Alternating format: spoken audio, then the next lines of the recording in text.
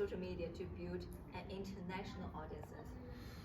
So this is an excellent question. So in order to do this, I want to make this very clear that I am still a rookie influencer at best. Like, yes, I have like 13,000 followers on TikTok, but it's like, believe it or not, I'm actually a YouTuber first and foremost, and I barely got like up to like my 1,000 subscriber mark last year back in 2022. And if it's one thing I have to really say for just like anybody who really wants to get out there in social media in general, I just want to say this and this alone. Consistency is like your biggest key. I can't stress that enough. Like, I am the son of a tech head, make no mistake. My dad has like worked for like all these like companies that would later like get like, you know, taken over by Google and YouTube too. And I kid you not, like the craziest thing about like TikTok and YouTube for me was this, okay? So what if I told you that literally I got up to those 13K followers last year back in like January in less than a day, okay?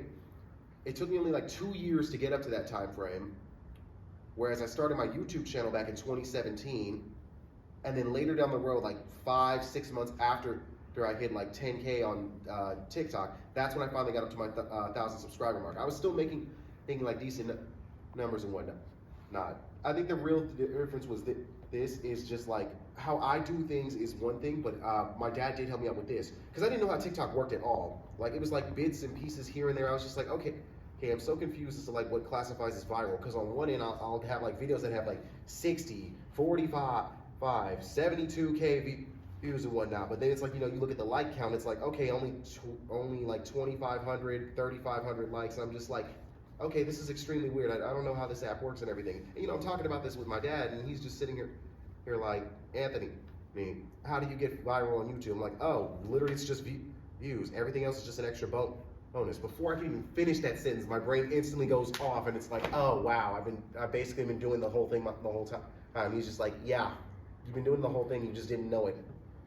So if it's one thing I would have to say is that this, especially in today's day and age, because like a lot of algorithms change, it's a lot of consistency. So I'll say this though, like this, I have 13K on TikTok, right? But one of the biggest problems that I see a lot of my fellow followers and influencers all over social media platforms is they'll have like roughly the same amount of followers as I do, or even 3 times more, mind you.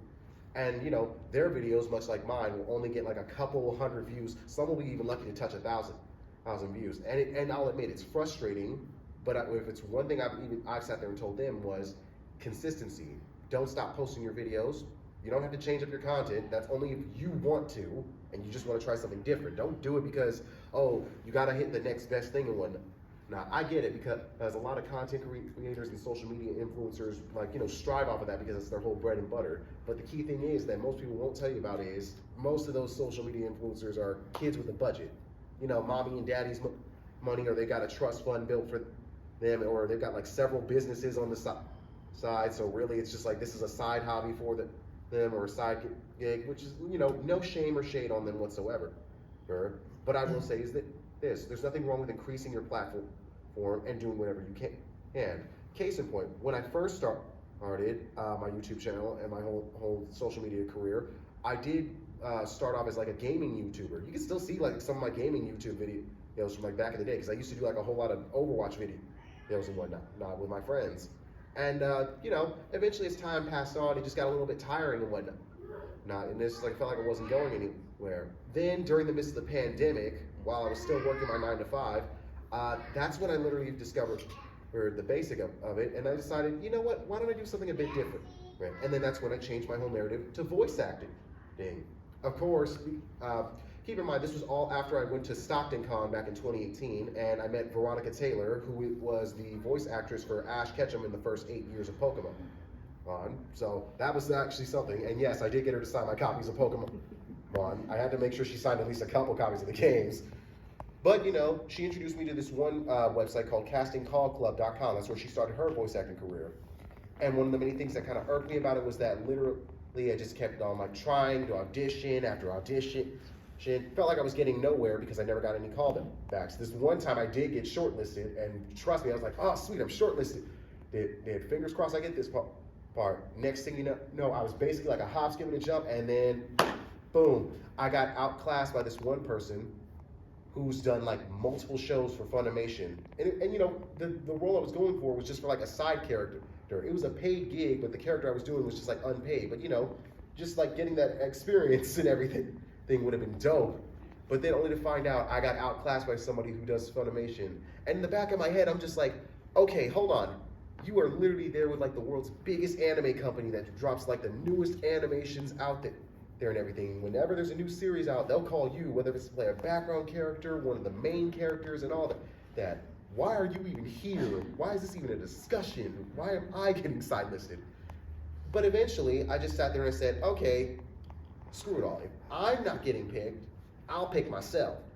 So what did I do? I made a Discord server and everything, strictly for my voice actors. I started scouting around. I just started learning the basics of it. I sat there and I started getting in touch with like some various programming. For those who are looking for recommendations for video editing software that's easy to touch, I strongly recommend Filmora. Filmora is really great. I'll say that right now. Drag, drop. It also has like all these other features and everything. Really great. Just want to make that as a side note. You know, for anybody who's looking for like an easy route, just like pay a cool $100 for a lifetime experience and you got it. But anyway, eventually I started posting my own little social media projects. I got my own little voice acting team to get together. They're amazing. Like, and keep in mind, as I started doing videos with them, my view count started rising up. And keep in mind, I didn't even know that most of my voice actors were famous on TikTok. Like, they were really famous. Like the first dude who played like the main characters.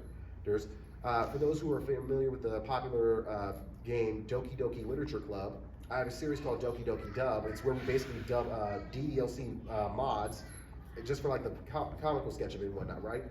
But in the first 2 episodes of this series called A Week with Yuri, I literally had the first voice actor, Miller Roots, was his name on TikTok. I had no idea because, you know, he had like this really big resume on castingcallclub.com, and he was an amazing voice actor. He really knocked it out of the park first try. I was like, man, just to have him for those first 2 episodes was dope. And then only to find out, like, fast forward, like, on April 20th, 2020, that's when I made my TikTok account. Just by pure chance, fast forward a month after that time frame, I come across this guy and I'm like, wait, I recognize that voice. And then I see his thing, and I'm just like, oh my God, he's the MC. He's the main character I casted. Dude, I'm sitting here like, he's got like 55K followers. Then I find the other girl who played girl number one, she's got 35. Then I find this one dude, Twinkle the Trap. He's still with me to this day. He's got like over 40K. He had like 14K at the time, and this is while I was at like 6K followers at the time. So he was at 14K, but he shot up tremendously when he started doing YouTube videos with me, even though he was already big. And I was just like, I love how I'm borderline finding celebrities, and it's like, what you call it? They're awestruck at my skill sets. I'm sitting here like, you have more followers than me. And like last I checked, who's the famous one here? Because I could have sworn it was you. Guess what? You're already famous here. You got 13,000 followers. Thank you, Anthony. That's a great story.